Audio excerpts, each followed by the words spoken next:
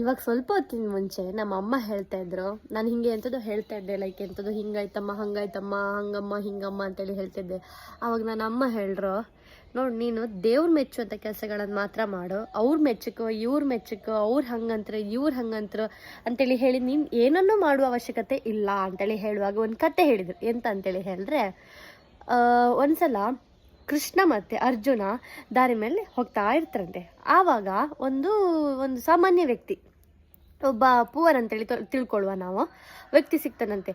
ಆವಾಗ ಆ ವ್ಯಕ್ತಿಗೆ ಕೃಷ್ಣ ಪರಮಾತ್ಮ ಏನು ಮಾಡ್ತಾನೆ, ಏ ಮರಯ್ಯ ನೀ ಇಷ್ಟೆಲ್ಲ ಕಷ್ಟಪಡೋದು ಬೇಡ, ಬಾ ಮರಯ್ಯ ಇಲ್ಲ ಅಂತೇಳಿ ಹೇಳಿ ಒಂದು ಚಿನ್ನದ ಗಂಟು ಕೊಡ್ತಾನಂತೆ.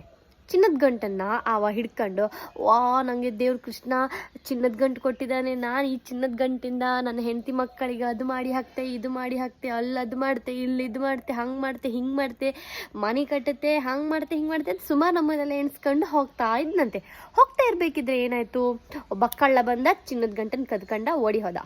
ಅಯ್ಯೋ ರಾಮ, ನಿನಗೆ ಎಂತ ಮಾಡೋದಪ್ಪ ದೇವ್ರೇ ಅಂತೇಳಿ ಹೇಳಿ ಅದೇ ಸಪ್ಪೆ ಮುಖ ಮಾಡ್ಕೊಂಡು ಮನೆಗೆ ಹೋಗಿ ವಾಪಸ್ಸು ದೈನಂದಿನ ಕೆಲಸಗಳಲ್ಲಿ ಭಾಗಿಯಾಗ್ತಾನೆ. ವಾಪಸ್ ಅದೇ ನಾರ್ಮಲ್ ಲೈಫ್, ಏನು ಚಿನ್ನದ ಗಂಟು ಹೋಯ್ತಲ್ಲ ಹಂಗಾಗಿ ವಾಪಸ್ ಅದೇ ನಾರ್ಮಲ್ ಲೈಫಿಗೆ ಬರ್ತಾನಂತೆ. ಅವಾಗ ಮತ್ತೆ ವಾಪಸ್ಸು ಕೃಷ್ಣ ಪರಮಾತ್ಮ ಮತ್ತು ಅರ್ಜುನ ಬರಬೇಕಿದ್ರೆ ಅದೇ ಬಿಕಾರಿ ಸಿಗ್ತಾನಂತೆ. ಸಿಕ್ಕುವಾಗ, ಅಲ್ಲ ಮರೆಯ ನಾನು ಮೊನ್ನೆ ಸಿಗ್ದಲ್ಲಷ್ಟೇ ನಿಂಗೆ ಚಿನ್ನದ ಗಂಟು ಕೊಟ್ಟಿದ್ದೆ, ಇವತ್ತು ಕಂಡ್ರೆ ಹಿಂಗೆ ಇದೆಯಲ್ಲ ನೀನು, ಎಂಟು ಗತ್ತೆ ನಿಂದು ಅಂತೇಳಿ ಹೇಳಿ ಎಣಿಸ್ಕಂತಂತೆ. ಅಯ್ಯೋ ನನ್ನ ಚಿನ್ನದ ಗಂಟನ್ನು ಕಳ್ಳರು ಬಂದು ಕದ್ಕೊಂಡು ಹೋದ್ರು, ನೀ ಕೊಟ್ಟದ್ದನ್ನು ಅಲ್ಲೇ ಕದ್ಕೊಂಡು ಹೋಗಿದ್ದಾರೆ ಅವರು ಅಂತೇಳಿ ಹೇಳ್ತಾನಂತೆ. ಓ ದೇವ್ರೇ ಅಂತೇಳಿ ಹೇಳಿ ಕೃಷ್ಣ ಪರಮಾತ್ಮ, ಈ ಸಲ ನಾನು ನಿಂಗೆ ವಜ್ರ ಕೊಡ್ತೆ, ಅದು ಇನ್ನೂ ಬಳೆ ಬಾಳುವಂಥದ್ದು ಅಂತೇಳಿ ಹೇಳಿ ವಜ್ರ ಕೊಡ್ತಾನಂತೆ. ಆವಾಗ ಹಿಡ್ಕೊಂಡು ಇದನ್ನು ನಾನು ಸೇಫಲ್ಲಿ ತೊಗೊಂಡು ಹೋಗ್ಬೇಕಂತೇಳಿ ಹೇಳಿ ತಗೊಂಡು ಹೋಗಿ ಮನೆಯಲ್ಲಿ ಆಗ್ಲಿಗಿನ ಕಾಲದಂಗೆಲ್ಲ ಹೆಂಗೆ ಮೇಲ್ಗಡೆ ಇಡುವಲ್ಲ, ಅದೇ ಪ್ರಕಾರವಾಗಿ ಮೇಲ್ಗಡೆ ಒಂದು ಮಡಿಕೆಯಲ್ಲಿ ಆ ಡೈಮಂಡನ್ನು ಇಡ್ತಾನಂತೆ. ಡೈಮಂಡನ್ನ ಇಟ್ಟು, ದೇವರೇ ಇನ್ನೂ ನನ್ನ ಕಷ್ಟಗಳೆಲ್ಲ ಪರಿಹಾರ ಆಯಿತು, ನಾನು ಇನ್ನು ಹೆಂಡ್ತಿಗೆ ಅದು ಮಾಡಿ ಹಾಕ್ತೆ, ಮಕ್ಕಳಿಗೆ ಇದು ಮಾಡಿ ಹಾಕ್ತೆ, ಅದು ತಕ್ಕಂತೆ ಇದು ತಕ್ಕಂತೆ ಅಂತೇಳಿ ಹೇಳಿ ಏನೇನೋ ಪ್ಲ್ಯಾನ್ ಮಾಡ್ಕೊಂಡು ಮನ್ಕೊಂಡಿದಂತೆ. ಬೆಳಗ್ಗೆ ಬೇಗ ಹೆಂಡ್ತಿ ಎದ್ದು ನದಿಗೆ ನೀರು ತರ್ಲಿಕ್ಕೆ ಹೋತ್ಲು. ಎಂತ ಮಡಿಕೆ ಹಿಡ್ಕೊಂಡು, ಯಾವ ಮಡಿಕೆ? ಡೈಮಂಡ್ ಇರುವಂಥ ಮಡಿಕೆ. ಅವಳಿಗೆ ಗೊತ್ತಿಲ್ಲ, ಅವಳು ತಗೊಂಡು ಹೋದ್ಲು, ನೀರಲ್ಲಿ ಹಿಂಗೆ ಅಂತೇಳಿ ಹೇಳಿ ನೀರು ಎತ್ಕೊಂಡು ಬಂದಾಳು.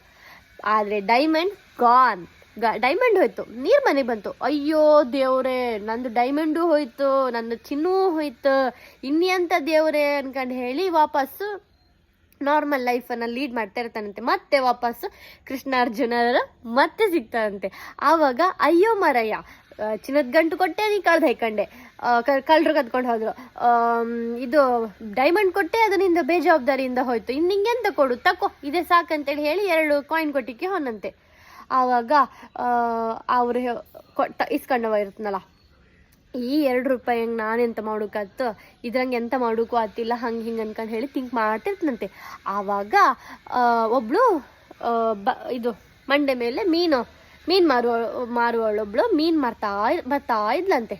ಮೀನು ಬರ್ತಿರ್ಬೇಕಾದ್ರೆ ಅದ್ರಂಗೆ ಹಿಂಗೆ ನೋಡ್ತನಂತೆ, ಒಂದು ಮೀನು ಜೀವ ಇತ್ತು, ಅದು ಅರ್ಧ ಜೀವದಿಂದ ಒದ್ದಾಡ್ತಿತ್ತು. ಈ 2 ರೂಪಾಯಿಂದ ಎಂತ ಮಾಡೋಕ್ಕಾದಿದ್ರು ಆ ಮೀನನ್ನಂತೂ ತಕೊಂಡು ನೀರಿಗೆ ಬಿಡುಕಾತ್ ನನಗೆ ಅಂತೇಳಿ ಹೇಳಿ ಆ ಥರ ಥಿಂಕ್ ಮಾಡಿ, ನನ್ನಿಂದ ಒಂದು ಜೀವ ಆದರೂ ಉಳಿಲಿ ಅಂತೇಳಿ ಹೇಳಿ ಆ ಮೀನನ್ನು ತಗೊಂಡು ನದಿಗೆ ಬಿಡ್ಲಿಕ್ಕೆ ಹೋಗ್ತಂತೆ. ನದಿ ಯಾವುದು? ಸೇಮ್ ನದಿ, ಹೆಂಡತಿ ಡೈಮಂಡ್ ಕಳ್ದು ಹಾಕೊಂಡು ಬಂದದ್ದು. ಅಲ್ಲಿ ಮೀನು ಹಿಂಗೆ ಬಿಡ್ತಾ ಅವಾಗ ಅವಳದ್ದು ಹೆಂಡತಿ ಕಳ್ದು ಹಾಕೊಂಡು ಹೋದ್ದು ಡೈಮಂಡ್ ಸಿಕ್ತಂತೆ. ಡೈಮಂಡು ಸಿಕ್ತು ಅನ್ಕೊಂಡು ಹೇಳಿ ಭಾರಿ ಖುಷಿಯಲ್ಲಿ ಕೂಗ್ನಂತೆ. ಅಲ್ಲೇ ಆಚೆಯಿಂದ ಒಬ್ಬ ಕಳ್ಳ, ಫಸ್ಟಿಗೆ ಒಂದು ಚಿನ್ನದ ಗಂಟು ಕದ್ಕೊಂಡೋದ್ನಲ್ಲ ಕಳ್ಳ, ಆ ಕಳ್ಳನು ಅದೇ ದಾರಿ ಮೇಲೆ ಹೋಗ್ತಾ ಇದ್ನಂತೆ. ಸಿಕ್ತು ಅಂತೇಳಿ ಹೇಳಿ ಬೊಬ್ಬೆ ಹಾಕುವಾಗ ಅದನ್ನ ಕಳ್ಳರು ಕಂಡ್ಕೊಂಡು, ಓ ದೇವ್ರೆ, ನಾನೇ ಸಿಗ್ದೆ ಅಂತೇಳಿ ಹೇಳ್ತಾ ಇದ್ನೇ ಏನೋ ಅಂತೇಳಿ ಹೇಳಿ ಎಣಿಸ್ಕೊಂಡು, ಇದು ಊರು ಬೇರೆ, ಅವ್ರದ್ದೇ ಊರು, ನಾನು ಇಲ್ಲಿ ಸಿಕ್ಕಿ ಬಿದ್ದು ಬಡ್ಸ್ಕೊಂಡು ಹಪ್ಪುದು ಬೇಡ ಅಂತೇಳಿ ಹೇಳಿ ರಪಕ್ಕ ಚಿನ್ನದ ಗಂಟನ್ನು ಅವನಿಗೆ ಕೈಗಿಟ್ಟು, ಮರಯ್ಯ ನೀನು ನನಗೆ ಯಾರ ಹತ್ರ ಹೊಡ್ಸ್ಬೇಡ ಮರಯ್ಯ ಅಂತೇಳಿ ಹೇಳಿ ಚಿನ್ನದ ಗಂಟನ್ನು ಕೊಟ್ಟಿಕ್ಕೆ ಅವ ಓಡಿ ಹೋಗ್ತಂತೆ. ಕಳ್ಳ ಓಡಿ ಹೋಗ್ಕು. ಈಗ ಆ ವ್ಯಕ್ತಿ ಹತ್ರ ಫಸ್ಟಿಗೆ ಸಿಕ್ಕಂತಹ ಚಿನ್ನನೂ ಇದೆ, ಸೆಕೆಂಡು ಸಿಕ್ಕಂತಹ ಡೈಮಂಡು ಇದೆ. ಯಾಕೆ ಇದು ಸಿಕ್ತು ಗೊತ್ತಾ? ಯಾಕಂತೇಳಿ ಹೇಳಿದರೆ, ಫಸ್ಟು ಕೃಷ್ಣ ಪರಮಾತ್ಮ ಚಿನ್ನದ ಕಾಯಿನ್ಸನ್ನು ಕೊಡುವಾಗ, ನಾನು ಇದ್ರಂಗೆ ಹತ್ತಕ್ಕಂತೆ ಇದು ಮಾಡ್ತೆ, ಆ ಹೆಂಡತಿ ಮಕ್ಕಳಿಗೆ ಹಂಗೆ ಮಾಡಿ ಹಾಕ್ತೆ ಹಿಂಗೆ ಮಾಡಿ ಹಾಕ್ತೆ ಅಂತೇಳಿ ಹೇಳಿ ಬರೀ ತನ್ನ ಸ್ವಾರ್ಥದ ಬಗ್ಗೆನೇ ಥಿಂಕ್ ಮಾಡಿರ್ತಾನಂತೆ ಅವ. ಸೆಕೆಂಡ್ ಟೈಮು ಅಷ್ಟೇ ಡೈಮಂಡ್ ಕೊಟ್ಟಾಗ್ನು ನಾನು ಇದ್ರಂಗೆ ಹಂಗೆ ಮಾಡ್ತೇನೆ, ನಾ ಇದ್ರಂಗೆ ಹಿಂಗೆ ಮಾಡ್ತೇನೆ, ನನ್ನ ಕಷ್ಟಗಳೆಲ್ಲ ಪರಿಹಾರ ಆಯ್ತು ಅಂತೇಳಿ ಹೇಳಿ ತನ್ನ ಸ್ವಾರ್ಥದ ಬಗ್ಗೆ ಮಾತ್ರ ಥಿಂಕ್ ಮಾಡಿರ್ತಾನೆ ಅವ. ಅದಕ್ಕೆ ಶ್ರೀಕೃಷ್ಣ ಪರಮಾತ್ಮ ಕೊಟ್ಟಿದ್ದನ್ನು ತನ್ನಿಂದ ತಾನೈ ತಕಂಕ ಗೊತ್ತಿರುತ್ತೆ ದೇವರಿಗೆ. ಅದೇ ಪ್ರಕಾರವಾಗಿ ಅದು ಹೋಯ್ತು.